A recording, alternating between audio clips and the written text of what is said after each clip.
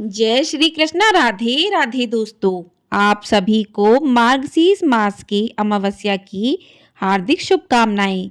आज की वीडियो में हम जानेंगे कि मार्गशीर्ष महीने की अमावस्या कब है, अमावस्या तिथि कब से प्रारंभ हो रही है और कब समाप्त हो रही है।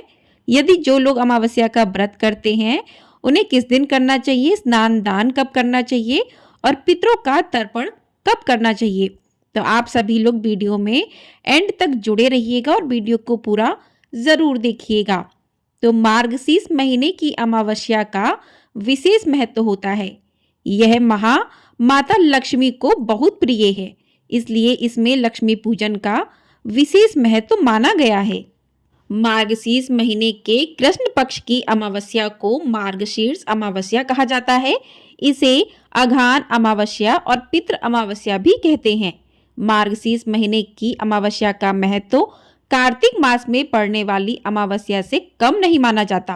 मान्यता है कि मार्गशीर्ष मास की अमावस्या पर लक्ष्मी पूजन और व्रत करने से सभी पापों का नाश हो जाता है। मार्गशीर्ष अमावस्या को हिंदू धर्म में बहुत ही महत्वपूर्ण तिथि माना जाता है। इस दिन सूर्य और चंद्रमा एक साथ रहते हैं, इसलिए उनकी संयुक्त ऊर्जा का प्रभाव बना रहता है। आमतौर पर अमावस्या के दिन पितरों की उपासना की जाती है, क्योंकि इस तिथि के स्वामी पितर माने जाते।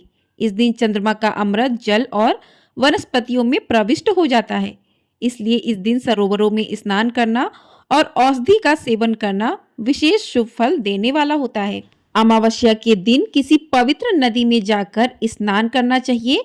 अपने नहाने के पानी में गंगा जल डालकर भी स्नान कर सकते हैं यदि आप पवित्र नदी में नहीं जा सकते हैं। और अमावस्या के दिन सुबह जल्दी उठना चाहिए।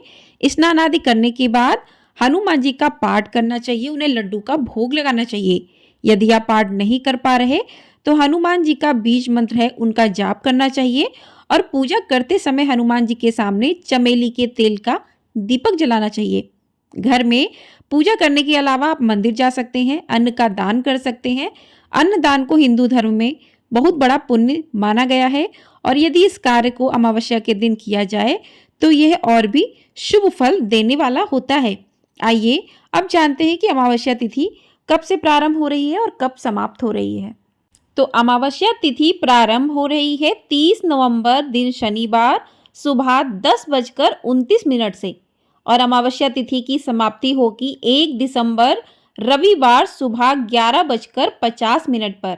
यानी कि 30 नवंबर शनिवार को सुबह 10:29 से अमावस्या तिथि लगेगी और 1 दिसंबर को सुबह 11:50 तक अमावस्या तिथि रहेगी। उसके बाद प्रतिपदा तिथि लग जाएगी। तो ऐसे में उदया तिथि के अनुसार जो है अमावस्या 1 दिसंबर को मनाई जाएगी, लेकिन अमावस्या तिथि में जो है पितृ तर्पण करना चाहिए। तो आप 30 नवंबर शनिवार को भी व्रत कर सकते, पितरों का तर्पण कर सकते, लेकिन 1 दिसंबर रविवार को आपको स्नान दान करना चाहिए, क्योंकि इस दिन सुबह के समय अमावस्या तिथि प्राप्त हो रही है और 30 को आपको सुबह के समय अमावस्या तिथि प्राप्त नहीं हो रही है। तो ऐसे में 30 को आप व्रत कर लें, पितरों का तर्पण कर लें और अगले दिन जो है 1 को आप स्नान दान कर सकते हैं। अब जानते हैं मुहूर्त के बारे में। तो ऐसे में अगर 30 नवंबर को आप व्रत कर रहे हैं शनिवार को, तो इस दिन सूर्योदय सुबह 6:55 पर होगा, सूर्यास्त 5:36 पर होगा, ब्रह्म मुहूर्त सुबह 5:18 से लेकर 6:06 तक रहेगा, अभिजीत मुहूर्त दोपहर 11:54 से 12:37 तक रहेगा, पितृ तर्पण दोपहर 12:36 से 2:36 तक रहेगा और राहु काल सुबह 9 बजे से लेकर 10:30 बजे तक रहेगा।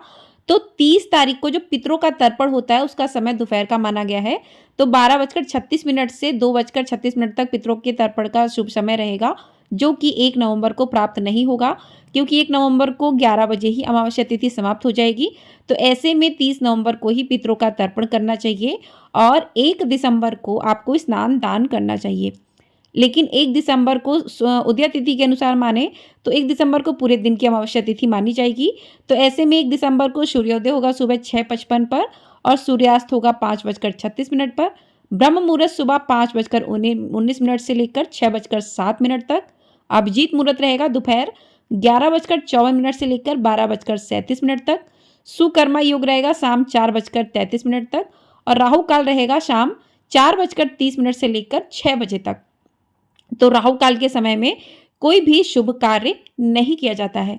अब बात करते हैं कि अमावस्या के दिन पूजा किसकी करनी चाहिए और किस प्रकार से करनी चाहिए। तो आपको बता दें कि अमावस्या के दिन सुबह जल्दी उठकर स्नान आदि कर लें। स्नान जो है आपको इस दिन किसी पवित्र नदी में करना चाहिए। आपके पास में कोई भी गंगा नदी हो या कोई भी पवित्र नदी हो तो वहाँ पर जाकर आपको स्नान करना चाहिए। यदि आप नहीं जा सकते, आपके आसपास नहीं है, तो आप घर में ही जिस जल से आप स्नान करते हैं, जिस पानी से, उसी में थोड़ा सा गंगा जल मिला लें और उससे जो है स्नान करें। स्नान करने के बाद आप सूर्यदेव को सर्वप्रथम जो है जल दें और स्नान करने के बाद आपको इस दिन दान ज़रूर करना चाहिए। यदि आप किसी पवित्र नदी पर हैं तो वहीं पर दान कर दें, और अगर नहीं है तो आप घर पर भी दान निकाल कर रख सकते हैं, ब्राह्मणों को दे सकते हैं। और अमावस्या जो है वो पितरों को प्रसन्न करने के लिए मानी गई है कि अमावस्या के दिन पितर को प्रसन्न किया जाता है। तो इस दिन जो है शाम के वक्त आप पीपल के पेड़ पर सरसों के तेल का दीपक जलाएं।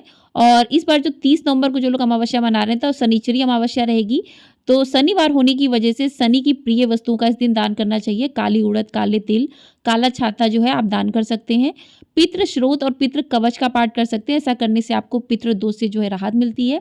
तो इस प्रकार से आप जो है स्नान, दान आदि कार्य जो है अपने कर सकते हैं। पितरों का तर्पण कर सकते हैं इस दिन। अमावस्या के दिन जो है आप चींटियों को आटा डाल सकते हैं, मछलियों को आटे की गोली बनाकर खिलाएं। और इस दिन जो है कहते हैं कि माता लक्ष्मी की भी विशेष कृपा प्राप्त कर सकते हैं। तो इस दिन मंदिर में अपने जो भी कलावा होता है उसकी बाती का दिया बनाकर माता लक्ष्मी के पास जलाने से आर्थिक तंगी जो है वो दूर होती है।